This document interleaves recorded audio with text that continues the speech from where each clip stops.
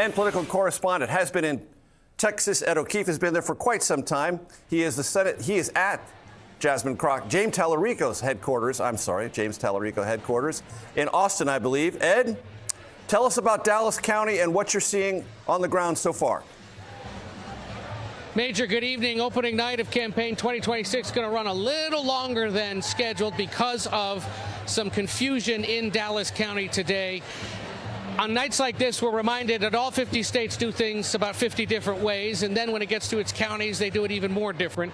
In this case, in Dallas, traditionally, the Democrats and Republicans have held primaries essentially in the same system and in the same way on the same day. Well, Republicans in that county decided to do theirs separate from the Democrats, and it confused the process and basically changed the rules that any Democrat could show up anywhere in the county and cast their ballot, and instead forced them to go to their precinct. And it caused hundreds of people to either delay their ability to vote or decide ultimately that they just didn't have the time to do it. So they've sought a ruling from a local judge who has insisted and instructed county officials to keep the Democratic count open in that county for another hour. Democrats calling on their voters, if they're in line, stay in line. You can cast your ballot, and that is the case across this state. If you're in line when the polls close and you haven't cast your ballot, you are ultimately allowed to do so. So it'll prolong the results and the ultimate calls in who won tonight, at least on the Democratic side, because you need to see the numbers in Dallas before you figure out ultimately who prevails. You mentioned this contest is between the Dallas area Congresswoman Jasmine Crockett and the Austin area state lawmaker James Tallarico, whose event we're at here tonight. And they're cheering as they start to see results that suggest he is holding on to an edge.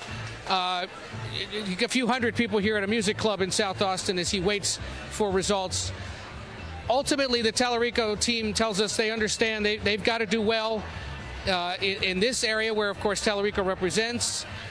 They noticed that Jasmine Crockett didn't do as well in and around Houston, where she was trying to draw Harris County's predominantly African-American Democratic voting population. And they're curious to see how well she does in her native DFW, particularly Dallas County, of which she represents part of it.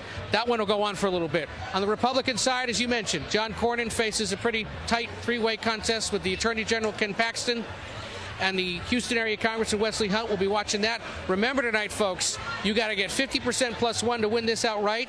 If it doesn't happen, there's another runoff in late May. Republicans expect there will be. Democrats hope they can sort it out tonight, Major.